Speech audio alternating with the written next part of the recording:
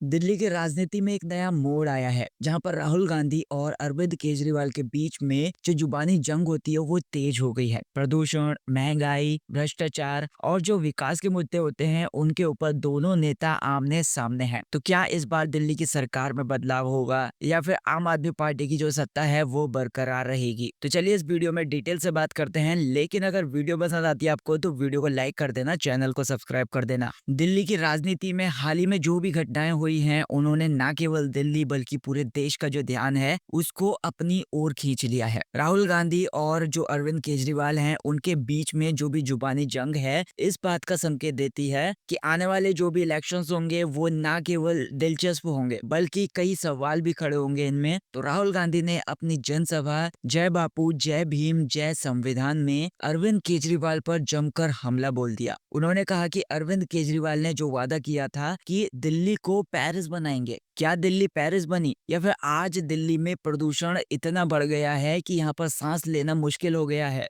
Corruption और महंगाई ने आम आदमी की कमर तोड़ कर रख दी है। अब ये जो स्टेटमेंट है, ये जो बयान है वो दिल्ली की जनता को सोचने पर मजबूर करता है कि पिछले कुछ सालों में अरविंद केजरीवाल की जो सरकार है उसने कितनी प्रोग्रेस की है। अब बात कर लेते हैं दिल्ली की जो भी पॉल्यूशन क्राइसिस है उसके बारे में। क्या ये जो वादे थे वो खाली थे या फिर क्या ये जो वादे थे वो खोखले थे? तो दिल्ली में जो पॉल्यूशन है वो एक ऐसी समस्या बन चुकी है जो हर साल विंटर्स के टाइम पर या फिर जो सर्दियां आ जाती हैं सर्दियों के टाइम पर नेशनल और इंटरनेशनल अटेंशन को ग्रैब कर लेती है। अब अरविंद केजरीवाल ने 2015 में दिल्ली के मुख्यमंत्री बन जाने के बाद वादा ये किया था कि प्रदूषण को कम करने के लिए उनकी सरकार गंभीर कदम उठाएगी, लेकिन सच ये है कि 2024 के लास्ट तक भी दिल्ली की जो एयर क्वालिटी है वो बहुत ज्यादा हजार्डस रही है, यानी कि दिल्ली में सांस लेने लायक भी हवा नहीं बची है। ग्रेडेड रिस्पॉन्स एक्शन प्लान यानी कि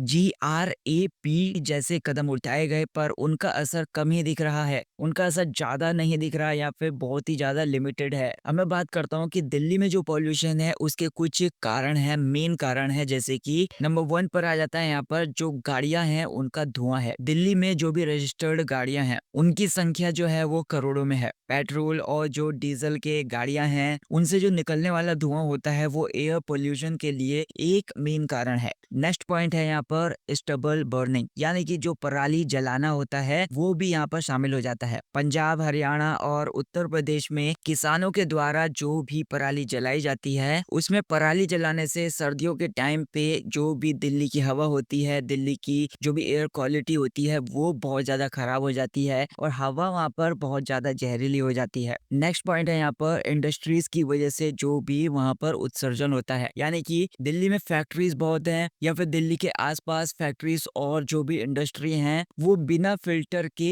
गैस को रिलीज करती हैं। अब ये जो गैस होती हैं वे बहुत ज्यादा टॉक्सिक गैस होती हैं और ये बिना फिल्टर के द्वारा रिलीज की जाती हैं हमारे पर्यावरण में। नेक्स्ट पॉइंट यहाँ पर निकल कर आता है कंस्ट्रक्शन डस्ट, मतलब जो भी निर्माण कार्य चलता है उससे उड़ने वाली जो भी धूल होती है। दिल्ली में बड़े पैमाने पर चल रहे जो भी निर्माण कार्य होते हैं उसमें धूल वाला जो पॉल्यूशन होता है, उसमें जो धूल होती है वो पॉल्यूशन का मेन कारण बन जाता है। तो दिल्ली की सरकार ने ऑड इवन स्कीम और जो भी इलेक्ट्रिक बसेस हैं उनके माध्यम से सुधार लाने की कोशिश की, लेकिन ये सारे के सारे जो भी एफर्ट्स थे, ये सारी की सारी जो भी कोशिश थी वो आधे अधूरे ही साबित हुए। तो यहाँ पर महंगाई और करप्शन के बारे में भी बात कर लेते हैं, ये भी एक बड़ा मुद्दा है। तो महंगाई और भ्रष्टाचार जैसे जो मुद्दे हैं वो हर आदमी की जिंदगी पर सीधा असर डालते हैं। उनकी स्पीच में राहुल गांधी ने इन सारी चीजों को मेंशन किया कि केजरीवाल ने भ्रष्टाचार को मिटाने का वादा किया था, लेकिन जो दिल्ली है, क्या दिल्ली करप्शन फ्री हो पाएगी या फिर भ्रष्टाचार मुक्त हो पाएगी? तो महंगाई का इसके ऊपर क्या असर पड़ा है? दिल्ली में जो भी खाने पीने की चीजें हैं वो बहुत ज्यादा महंगे हो रहे हैं या फिर इनके जो दाम है वो लगातार बढ़ रहे हैं। अब यहाँ पर जो कुकिंग गैस होती है उसके बारे में बात कर लीजिए, चाहे इलेक्ट्रिसिटी हो गई या फिर जो फ्यूल के दाम हैं, पेट्रोल डीजल के जो दाम हैं वो आम आदमी की जेब के ऊपर भारी पड़ रहे हैं।